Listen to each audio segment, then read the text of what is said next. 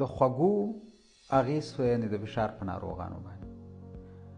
ټول خواږه که هغه چاکلیټ دي که بوره ده که ګوړه ده فشار ناروغان باید د دې نه ډېره ګټه پورته نه کړي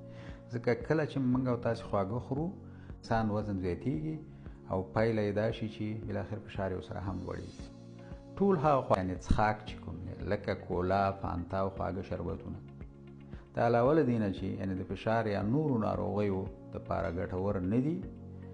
بلکې نورمال که یو سړی روغ هم یو هېڅ ناروغي ونه لري د هغې د صحت دپاره هم چې دی ګټه نه لري هغه غذایي مواد چې په هغې کې بوره ډېره وي لکه د بېلګې په ډول الوګان همدارنګه وریجې نو د دې نه ډېره ګټه مه پورته کوي دا سړی چاقوي او فشار ورسره لوړېږي موږ او تاسې وچه ډوډۍ ډېره خورو وچه ډوډۍ سړی چاقوي او بیا کله چې سړی چاق کېږي نو فشار ورسره لوړېږي نو ښه خبره دا ده چې د وچې ډوډۍ موږ او تاسې کمه وخورو او انګولې ورسره ډېر وخورو که بیا هم د وچې ډوډۍ نه قلاریږو نو ښه خبره دا ده چې د سوکړک د وربشو ډوډۍ او د تورې ډوډۍ څخه ګټه پورته